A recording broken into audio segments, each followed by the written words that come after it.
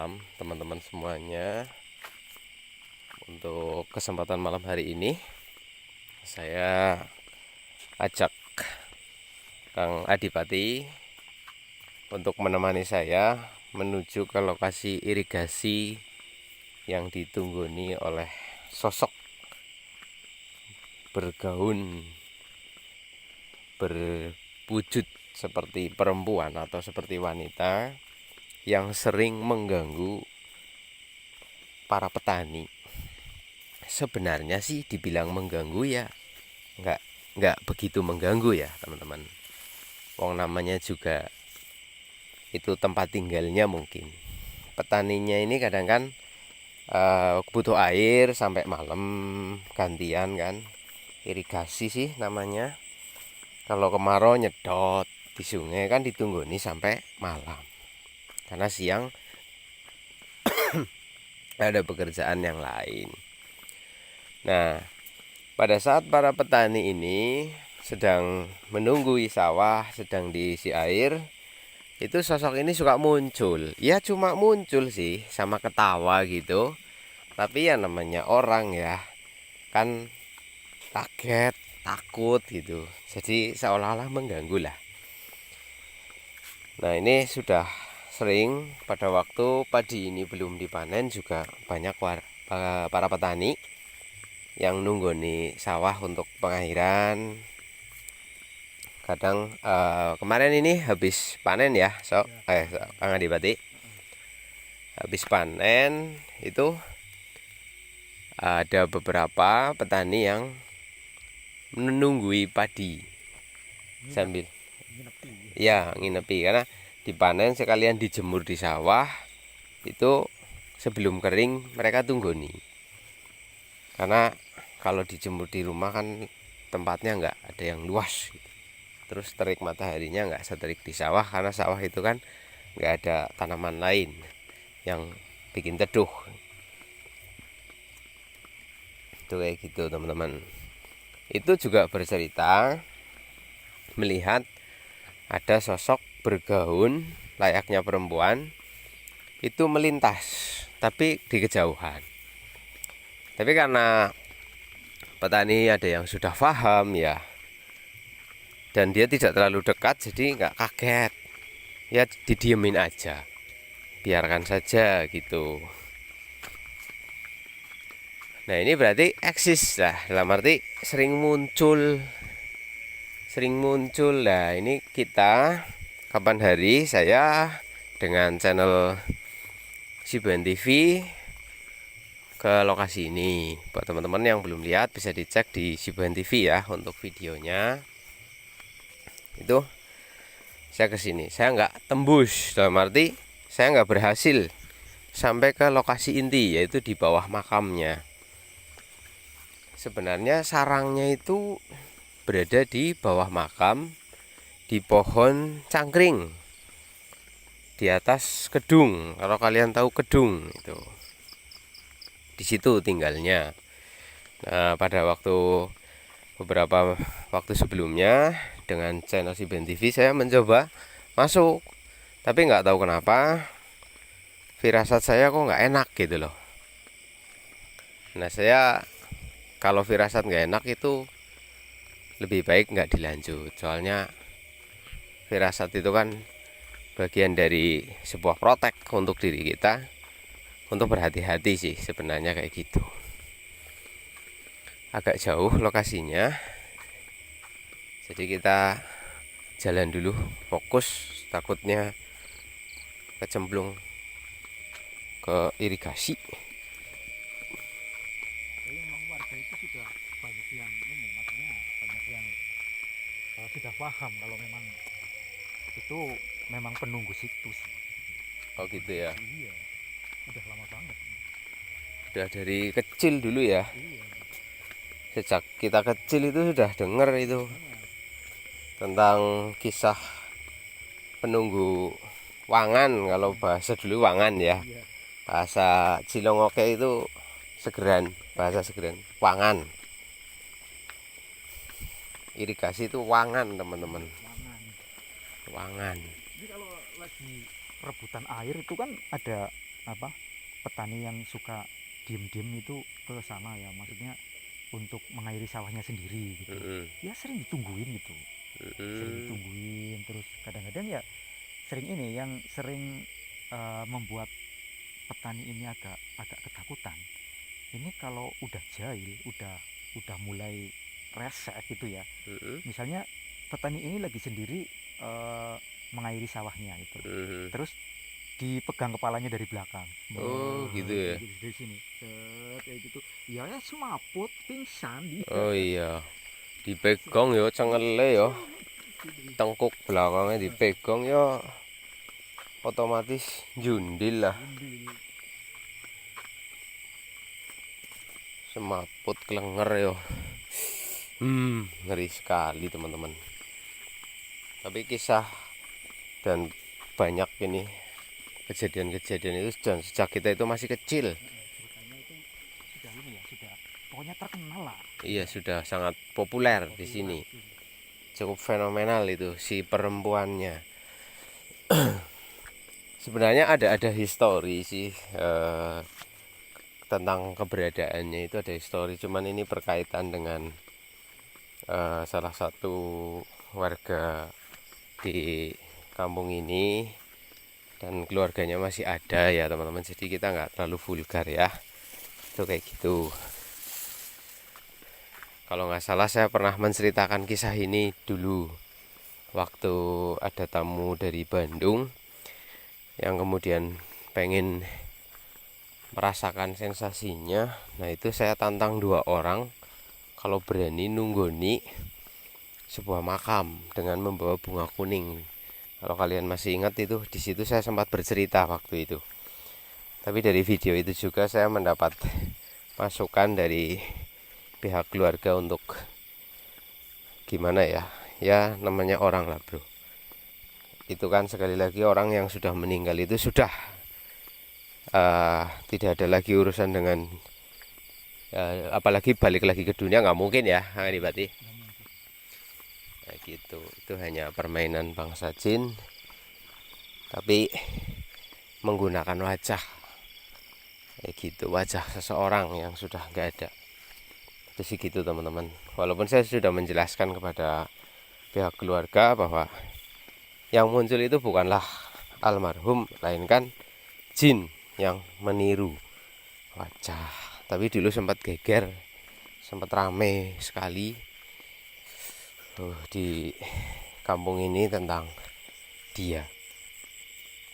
Sik, ada suara nangis.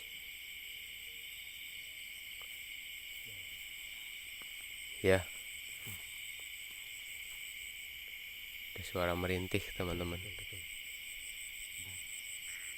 Wih, mendekat nih. Di sebelah mana ini? Itu. Oh, Lihat nggak? iya iya, oke. Masih ini sih, masih belum begitu jelas. Belum padat ya. Belum pakai tuh. Oke. Oh, menyambut ya. Iya, kemarin aku juga di situ. Ini di situ lagi ya. Waduh. Ya nanti tak omongi supaya jangan mengganggu Oke. para petani sini ya. Iya, oke, siap. Ayo lanjut lagi, kita sampai ke pohon cangkringnya dulu ya. Ini nggak tahu ini betah banget di sini teman-teman. Dari kemarin ini di sini terus.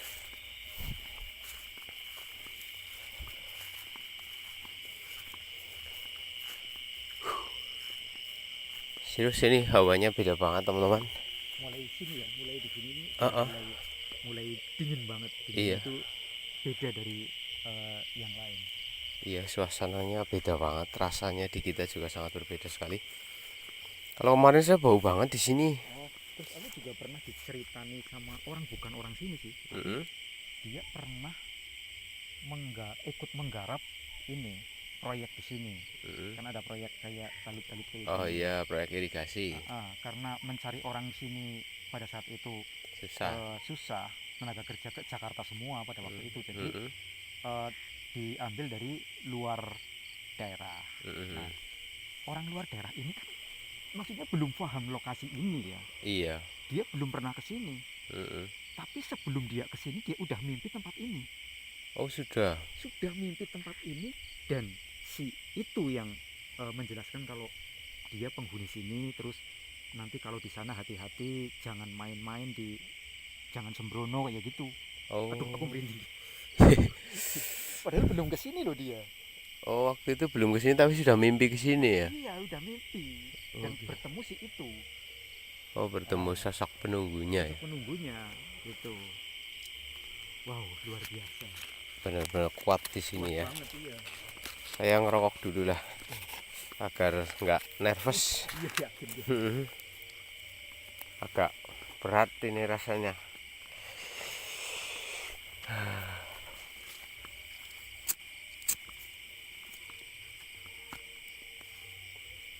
Itu. Oh, sebentar, saya coba terangkan aku. Aduh, malah mati. Nah, itu. Oh iya, iya teman-teman. Oke, masih terlalu jauh posisinya, tapi agak terlihat tadi. Oke, lanjut. Biar nggak terlalu lama juga kita di sini. Aku wis dedek biar. Benar-benar berat ini teman-teman rasanya. Mungkin bagi kalian biasa saja ya, tapi kita yang di sini tuh, wis tekanannya luar biasa. Oke, kita sampai di makamnya. Ini ya teman-teman, adalah makam. Ini sudah areal pemakaman 2 ya. Ini di sebelah kanan kita. Nah, ini gerumbul yang apa namanya? Dihuni. Nah, itu pohon cangkringnya harus melewati sedikit maju lagi.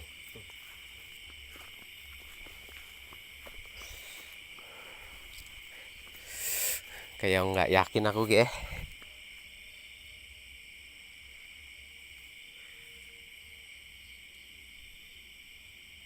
Nah, itu di pohon sengon itu. Bawahnya kan pohon cangkring.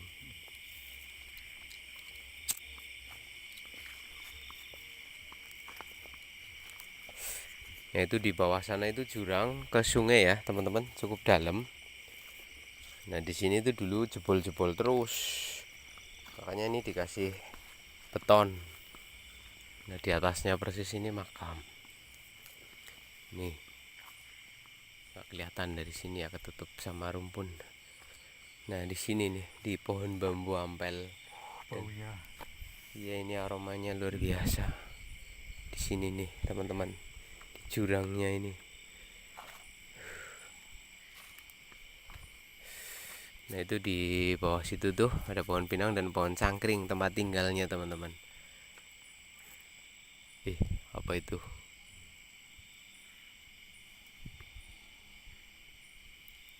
Wow. Dukjes ke rasane. Aduh, penting banget. Tapi pernah juga ada cerita lagi nih. Ada seorang yang berani lah. Berani. Dia memang agak ini juga. Maksudnya dia dari pondok lah. Dari pondok. Dia sekarang jadi petani juga. Dia pernah menceritakan pengalamannya. Yaitu bawa air dari sini. Maksudnya cara orang Jawa itu apa? Ngileni ya. Ngileni air. Nah, dari sini untuk mengairi sawah di sana. Sawahnya itu di sana jauh. Nah, dia bawa dari sini jam 1 dini hari. Nah, ketika pas ketemu dengan yang ada di sini, lalu dia beranikan diri untuk berkomunikasi. Aku cuma mengairi sawah, minggir, jangan ganggu aku, kayak gitu. Dia ngiklik, ketawa jelas banget ketawa.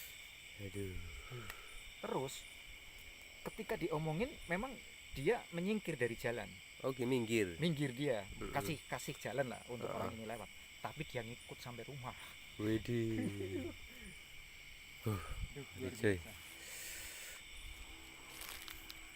Orang lain jadi nggak berani untuk mengairi sawah. Iya. Malam ini nggak berani. Serius ini aku merinding banget sumpah cuy. Betul cuy. Nih orang nggak percaya. Aku tuh udah bangun semua. Tuh. Bener-bener ini bro. Jadi kadang tempat yang bagi penonton nggak serem, buat kita serem ya. Iya, betul. Oke, coba Mas Ripati untuk Oke.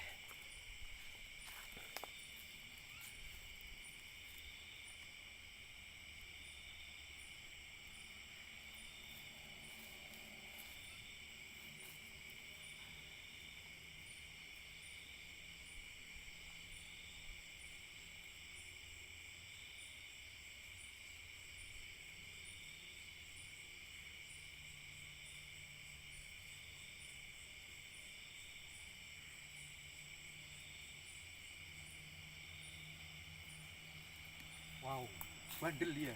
Oh, bandel ya. Bandel, susah diomongin. Gimana ini, mau dimusnahkan saja atau gimana? Ya Atau gini, kalau susah diajak diskusi, suruh pindah aja lah. Oh, suruh pindah. Suruh pindah kalau mau gitu. Sebentar, biar dia ini dulu, tenang dulu. Oke.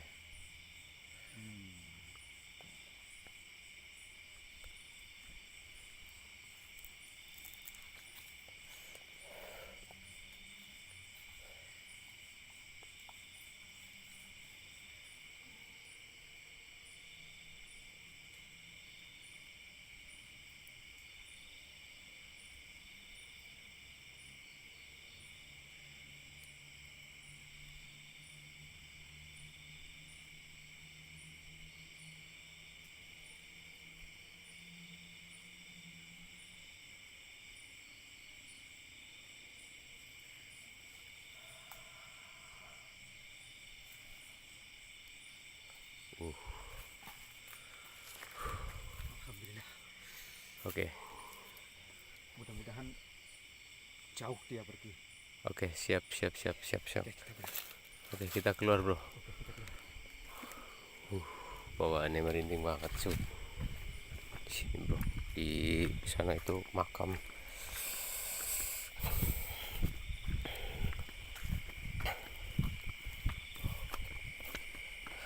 Sempat melawan, dia sempat berontak juga. Oh gitu. Dia mengatakan kalau aku sudah berada di sini ratusan tahun. Oh, ratusan tahun di sini. Kenapa harus pindah? Nah, aku kan bilang, ya kalau kamu kan sering mengganggu petani, kamu ikut ke rumah juga mengganggu juga, kan petani di sini jadi resah gitu. Nah, pokoknya sekarang mau nggak mau kamu harus pindah. Dia agak melawan juga sih tadi. Tapi alhamdulillah kita paksa sedikit ya, dia pindah. Oke, bagus lah. Oke, teman-teman semuanya, semoga tidak balik lagi gitu. Mudah-mudahan tidak balik lagi. Iya.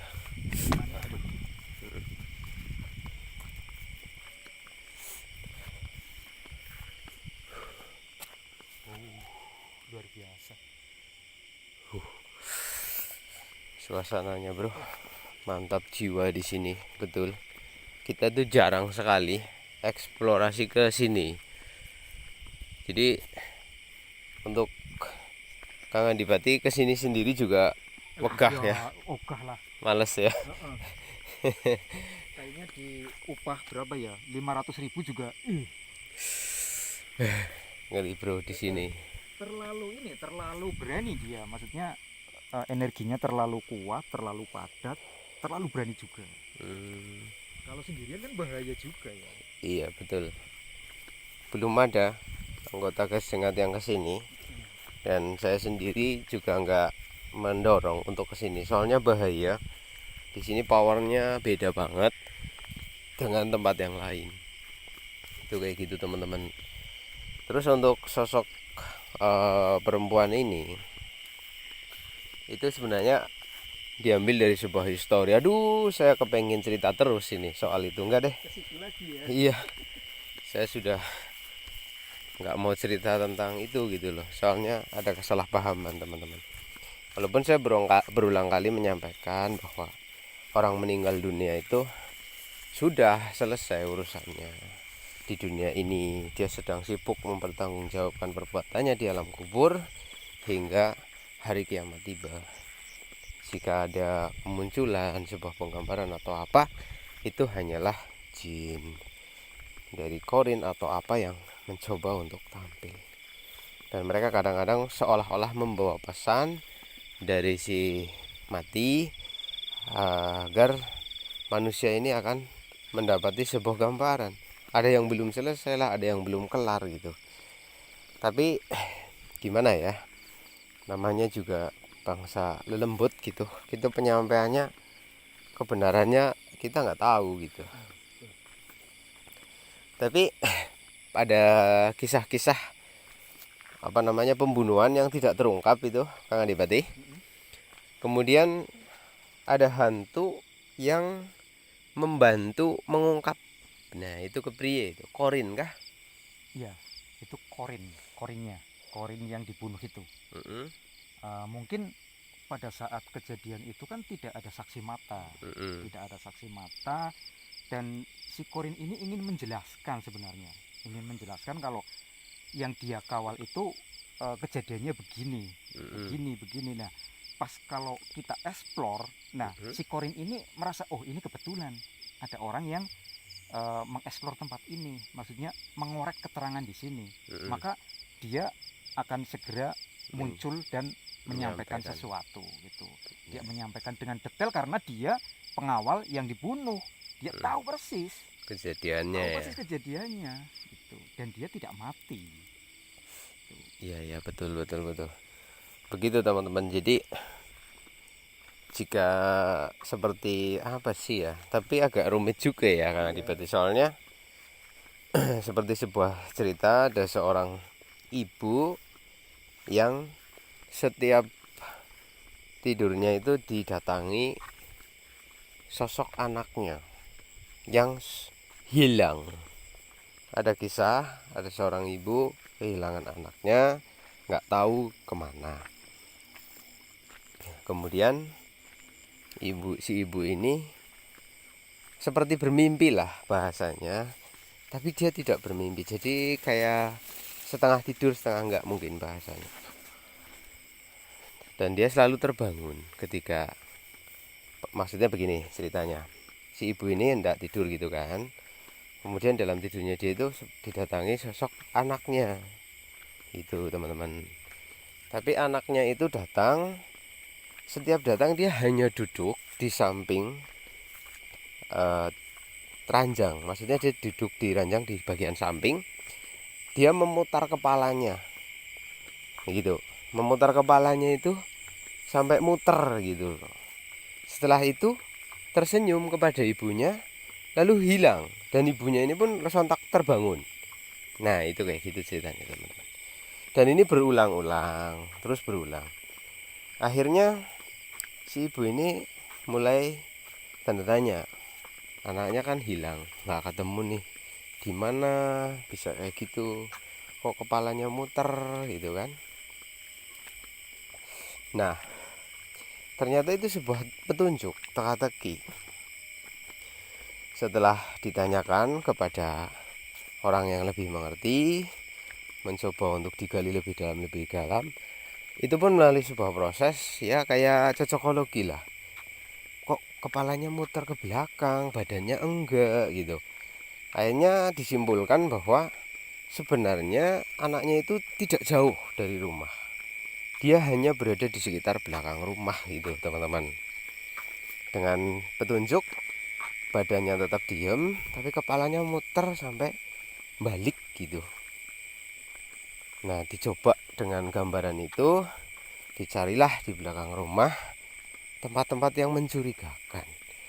Nah, ternyata di belakang rumah itu ada speed tank, WC yang di kampung itu kan WC-nya kadang di belakang rumah ya Kang Adipati ya.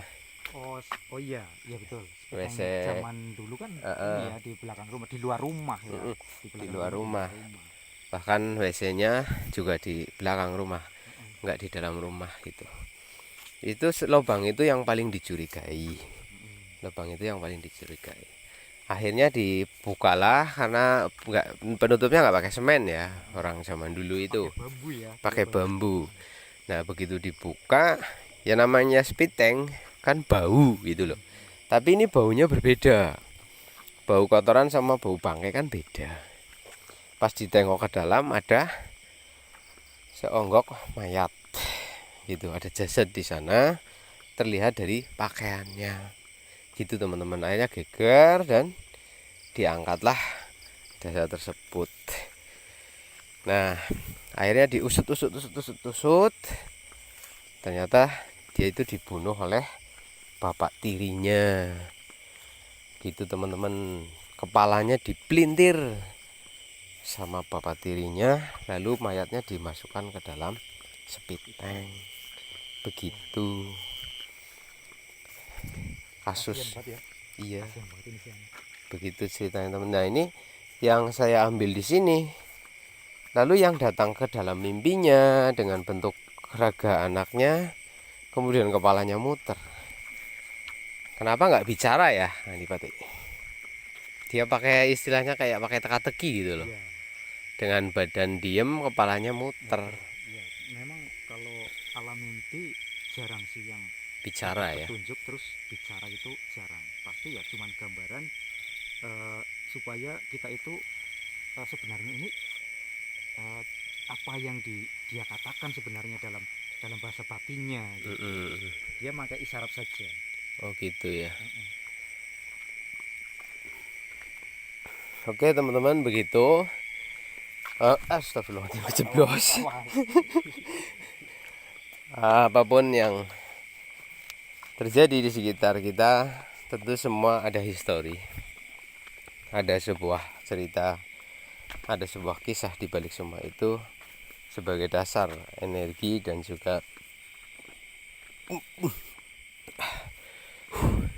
dasar untuk mereka mencoba muncul.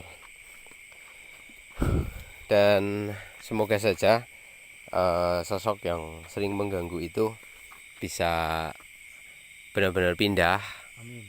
Dan tidak lagi mengganggu para petani, karena sebentar lagi sawah tinggal nunggu air aja ini, karena irigasinya kering. Kenapa dikeringkan? Sebab lagi panen. Saya sedang panen, sama irigasi lagi diperbaiki. Di bagian bawah ada yang jebol.